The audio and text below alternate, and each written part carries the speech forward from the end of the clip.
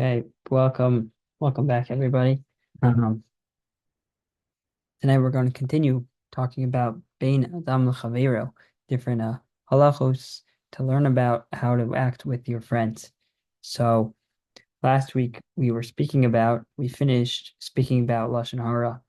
So we spoke about that there are three different types of negative speech you could have. There's rechilas, which is just talking about how other people, what this person said about this person. Um, it doesn't necessarily have to be something bad. Then there's lashon hara, which is something which is negative about somebody else, but it happens to be true. And that's literally the definition of lashon hara, that it's true. And then the third category, which is moti shemer, which is negative speech about somebody else, and not only is it negative, but it's also false. And that is the worst of the worst. And then we spoke about the life of the Chafetz Chaim. The Chafetz Chaim, Rabbi Shal Meir Kagan, that he wrote this. His work was the Sefer Chafetz Chaim, which detailed the halachos about lashon hara. And based on the pasuk says that anyone who wants to live a long life, Mia Isha Chafetz Chaim, someone who wants to live a long life, what should he do? Nitzor lashoncha miros v'secha medaber mimla. He should be careful about his speech. So we learn from that pasuk that if you're careful about your speech, that you will have a long life. And we see that the Chafetz Chaim, indeed, person who was the most dedicated to having careful speech, that he wrote this sefer detailing the halachos, indeed he merited to have a long life. So on that note, we'll continue speaking about halachos, that there are some times where it actually is appropriate to speak negative things about someone else. And this is detailed in the Chafetz Chaim in the Sefer Chafetz Chaim at greater length, to know what exactly are the situations where you can speak negatively about somebody else. But the Panini Halacha, he sums it up in the following two paragraphs. He says, "Laklal abisisi hu keishalatil chaver mlipol bepach." He says, "Mutter lazir al kach." He says the general rule is that anytime you are speaking negatively to protect somebody else from falling into a trap, it's you're doing it for protection of your friend, then it actually is permissible to warn them on that. He says, "L'mashal," he says, I'll give you an example. Kasher Reuven wrote lasso should fasim Shimon. So Reuven wants to go into business with he heard about this guy Shimon. He thinks it's a good idea. Reuven thinks it's a good idea for him to go into business with Shimon. But Levi, you got a third guy, Levi, who's Chaver shel Reuven. He's Reuven's buddy. Yodea ki yesh chashash Shimon yiramos so mipnei Shimon nota la'itim laramos. So he says he knows Levi's known Shimon for a long time. He says Shimon is a troublesome guy. And a lot of times he's not so honest in business. So Mishal also Reuven al Shimon. So if Reuven asks Levi, he says, what do you think? I want to go into business with this guy Shimon. So he says, Alav lomar loas emes. So Levi should tell him the truth. He should be very, very careful not to exaggerate any details. Shimon Omer the Ramas is Reuven. Gam im Reuven lo balishal baser. So tzarich Levi lavo ital Reuven ula zero. And he says what's more is that if he thinks that Shimon is going to be dishonest with him, so even if Reuven didn't ask, Levi should go to Reuven and warn him. But that's all on the condition that his intent is pure. He says it has to be that Levi's intention, he has good intentions here, and all he's doing this is because he doesn't want Reuven to be taken advantage of. And he has to be very careful not to exaggerate. But if he really thinks that there is a purpose here, and that Shimon really is a dishonest guy, and he's doing it just out of protection for Reuven, so it may be permissible. And Pnei Halacha says he should indeed tell his friend Reuven, make sure it doesn't go into business. And V'chein kasam sefer Chafetz Chaim kal yod sef daled im ha'anashim shehu misaper lifneihem. Says if the person who he's speaking about dvarim ra'im al chaver shegazol al washak yacholim lazor lenigzal v'hane'eshak v'adei nachal asos davar kain. He says, if you see that these words are going to help the person so that he's not taken advantage of, he's not stolen from, so then for sure it is appropriate to tell him that. רק שמשחק ושישרח ובני אדם מדרך רשע כשישמיע בריאוס מגנוז קולו אבל he said then even if he doesn't know that there's going to be a direct consequence for him telling Ruvain. He just knows that by him telling other people, people will start to distance away from him. People will stop doing this bad thing, which is taking advantage of other people in business. Then that is called a purpose. He says,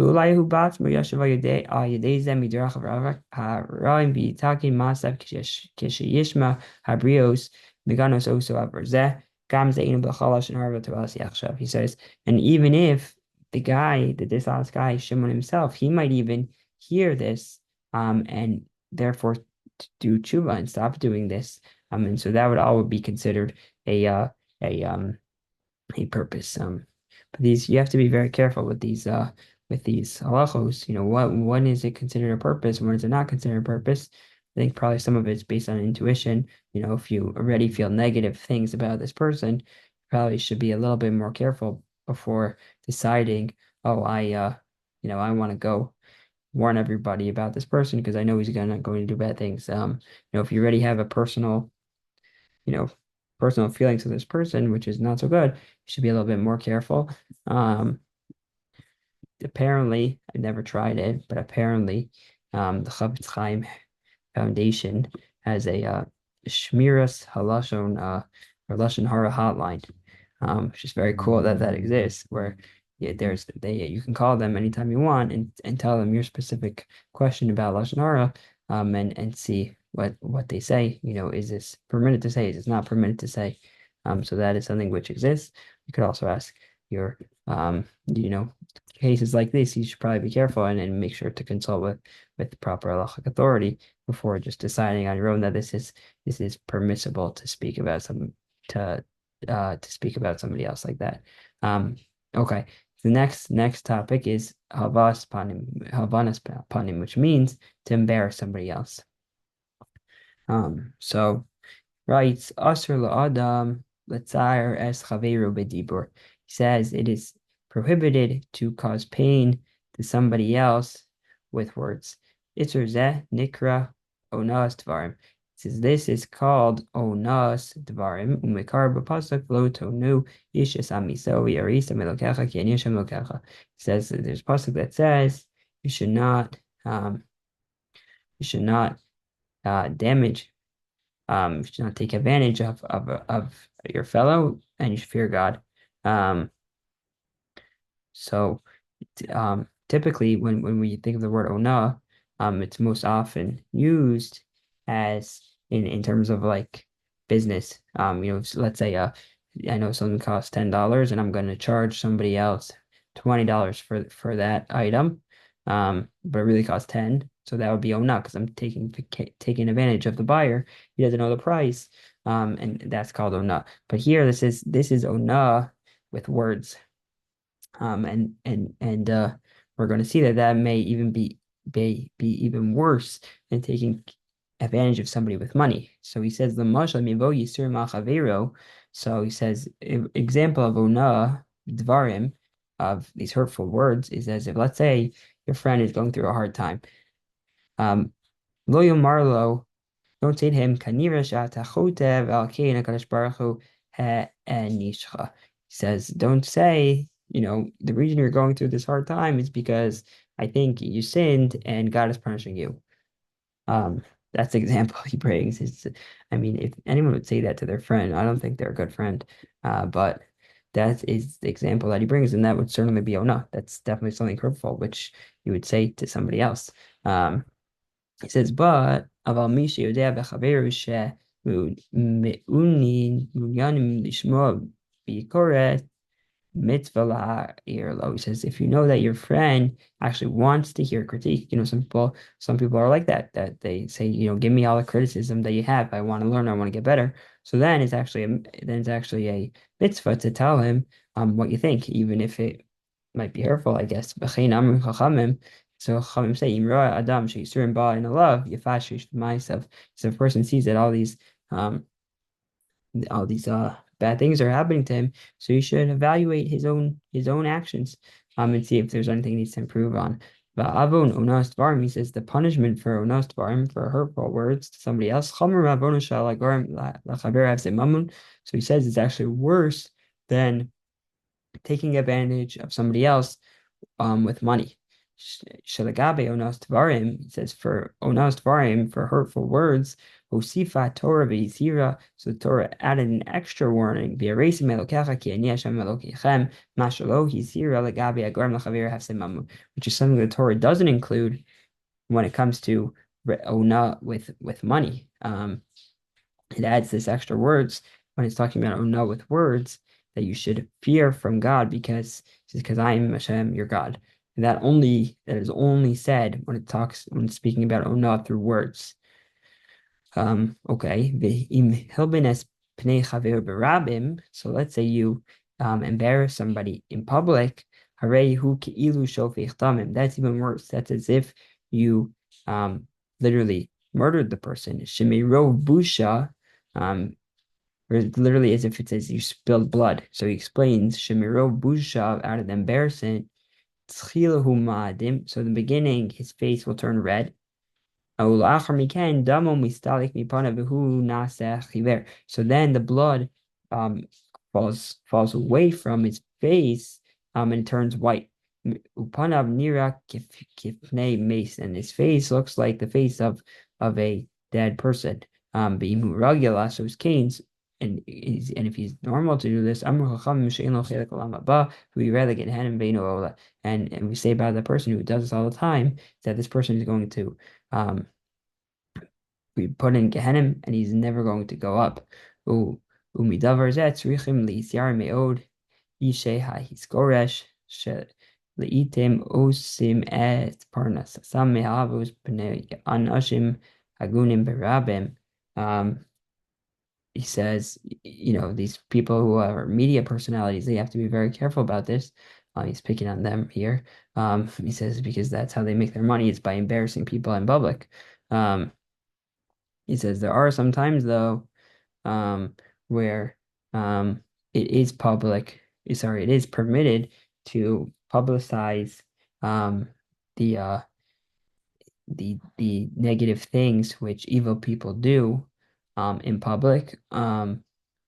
And there are some times where you're able to criticize public figures even in public. He says there are some times where that is permitted, but in general, that is not something which you do, which is you generally don't embarrass people in public. Right?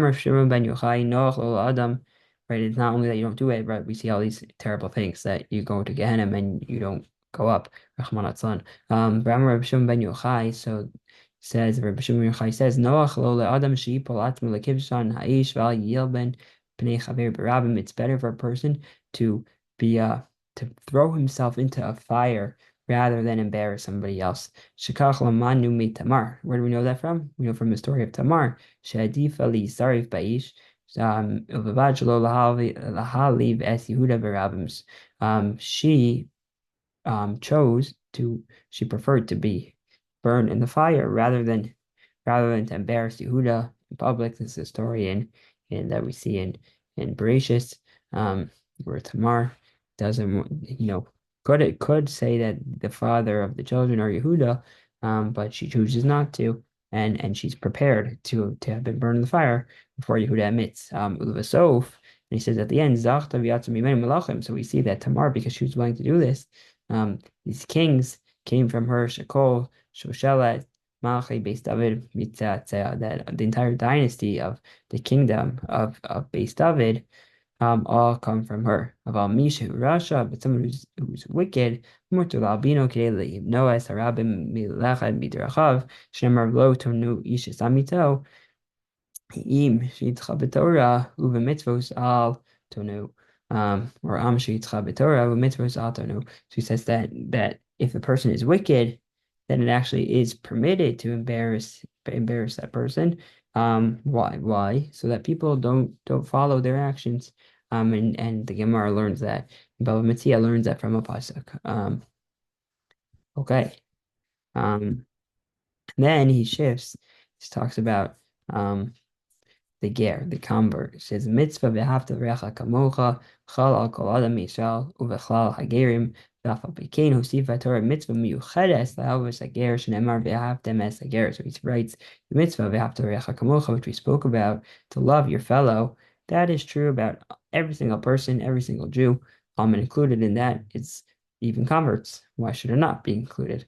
But he says the Torah adds an extra mitzvah, special mitzvah to love the ger, to love the convert, as the pasuk says, v'ahavtem, you should love the ger, the convert. Kmokein, likewise, asra Torah letzayir adam Yisrael, shenemar v'lo tonu yishas am miso. That the Torah prohibits you from causing pain to another person. Lo tonu, it's like we don't do ona. And right, converts are included in that. Why should they not be? Hosifa Torah mitzvah miuchedes leizar me'onas ager shenemar v'ger lo soneh. Since the Torah adds a special mitzvah to warn us against causing pain to the convert.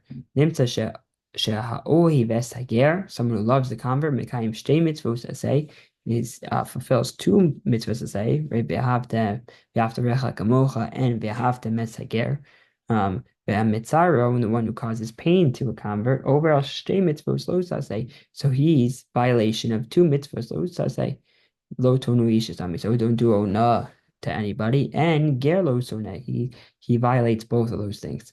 So Mishneh Tzadim tzarich lahavin es mitzvah Torah. So we need to understand this from two sides, two directions, to understand why is the convert different? Why are there extra mitzvah to love the ger, love the convert, and a extra lo taseh to on causing pain to the convert. So he says, "Echad shakein mutzdak lavos ager yoser shrei osem ma'aseh gadol azaves es amo v'artzo mitoch bechira chofshis bali tzarif l'am Yisrael." He says, there's one reason why it's appropriate to love the convert more than anyone else is because he did this amazing thing that he left his nation, he left his land, and because of his own free will, he chose to join Am Yisrael. So that's one. It says V'tzanu Safu. Another reason, Shager Aloliot Ragish Upagia Yoter Me'adam Ragil. He says, it's probably the convert is going to be a little bit more sensitive or invulnerable more than a regular person. Mipnei shechasr lo tchoshet habitachon sheish la'adam shenimtza b'sibato atavit. He says, he's missing the sort of sense of security that a person feels when they're in their natural environment. V'alkein yesh chashash she'im yavo adam medaber im mager kederach she'medaber im kol adam. So the Torah anticipates this. It says, if you're going to just talk to the convert like you would talk to anybody else, so well, lo, meithim lifkoa bo, ulim grom lo tsar. He says what might happen is inadvertently, it might accidentally cause him pain. It can be pnei regishato, heitira, alul ager lefarish, estvarav shalo, shalacha v'yivka mipnei ota regishot af, lo yezer oz benam shalishe v'adarim chaber litpais. He says what might happen is even if you're not trying, again, if you're not purposely to insult him, you might accidentally do so, and he might interpret it, your regular conversation, in that way.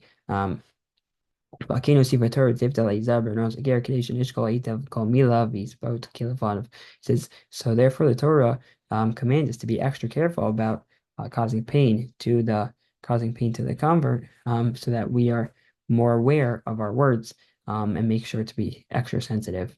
So I think this is a very powerful to see that how sensitive the Torah was, and is. Even if you don't interact with converts all the time, right? The message from the extra mitzvah to love the convert and the extra lo sase, the mitzvah not to cause pain to the convert, can be applied. You're not gonna get two mitzvahs directly, but it's just that when there are people who require extra sensitivity, so you have to be very careful and take it upon yourself to make sure to use right words and make sure that your words aren't taken to be insensitive, even if that's not your intention.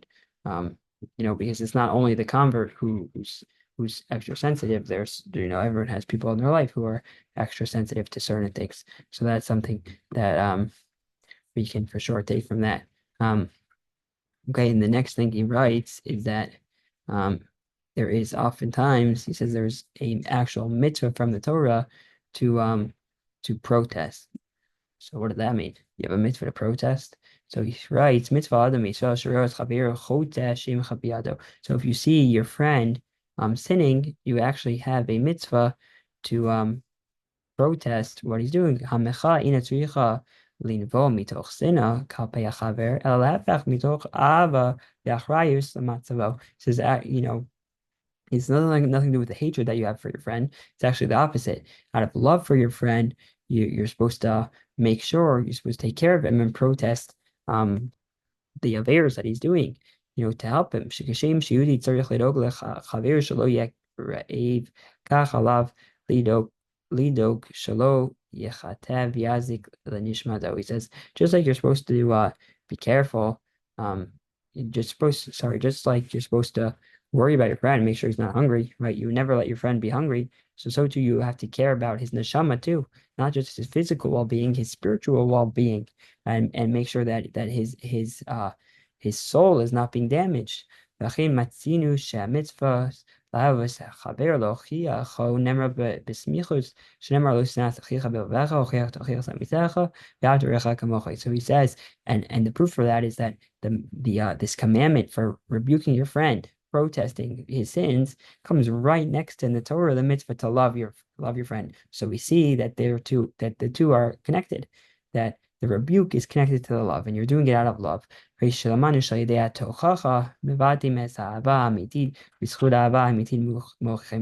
so we see that through the rebuke is actually expression of love, true love. And out of this true love that you have for your friend, you're going to care for his spiritual well-being and protest the bad things that he's doing. V'im hayalo sikoi la'aniat chavero melachto v'lo malcha biyando, or you can actually kilu chata be'atmo uma'anin shemoto al kach. He says, let's say you had a chance to actually prevent your friend from sinning and you didn't protest, so now you're actually thought of as if you sinned yourself. You're punished on this. Ukechol shemedubar al chi umbi yoter kach ovar machag do yoter. He says that the more public is the sin, the more obligation you have to protest. And he explains, so this is actually the reason why Bnei Israel were punished, why so many of them died in the story of Korach and his group. He says, Shabo Mesu Arba Asar Elef Shvami. He says, how many people died? The entire plague? 14,700 people died. He says if and he said that number is actually smaller than it could have been because Moshe and Aaron had to stop the plague with the Kedoras, and it could have been way more. He says, okay, but look at the actual story. What happened? He had Korach and he had his group. He says they were not that many people. They were a couple hundred who joined Korach in the Machlokes. He says the rest of the nation, they just stood from far and they didn't protest. So he says, Minadin hayashakol Yisrael yisyatzu l'sido shel Moshe Rabbeinu. He says what should have happened is that everyone should have joined Moshe's side, because it was Moshe Rabbeinu. Everything, all the good that happened to Bnei Yisrael came from Moshe. And so what happened was that so he says they should have actually protested Korach. And when he started coming up with these evil things that you were saying about Moshe, so they should have said, what are you doing arguing on Moshe? But what happened? What they do, they just stood from afar. They saw what Korach was doing. He was embarrassing Moshe, and they stood idly by. They did not stand up, and they did not protest this action. He says not only this, they actually did worse. He says Korach nensha b'mufas galoi b'mofis galoi od ha'azuli sonin misatam hakasha. He says it's more they actually even they were brazen enough to complain the harsh death that Moshe received. Kivan shekach nifra mem Hashem yisbarach al shemitchila lo michu shekol ilu shelo machu hashamim b'misas korach v'laso sheilu hayam mochim b'hem lo yum izim panim Moshe v'lo yinevdim. He says and because of this, because of them standing and not protesting this, so Hashem punished them. Hashem punished them for this. He says that because this is the rule that anyone who doesn't rebuke, or anyone who doesn't stand up for what's right is guilty. It's likewise guilty in the sin. And so they too were guilty in the death of Korach and his group, because if they would have protested, so it wouldn't have been that all of Korach and his group would have died, because they would have stopped it. So that is also an important thing, an important yesod, important idea for us to internalize, that it's important. Very often it's important to be the ones to not just to see something going by. Very often you need to be the ones, if no one's doing it, you need to be the one who takes a stand and to protest, whether that's on a small level with your friend, make sure to just help him get back on the right track, or sometimes it's even greater, and it could be in times of Korach, where if you don't protest, it can make a huge impact. So that is something which is also we learn from here. Okay, so let's stop there. And we'll continue again, I think, next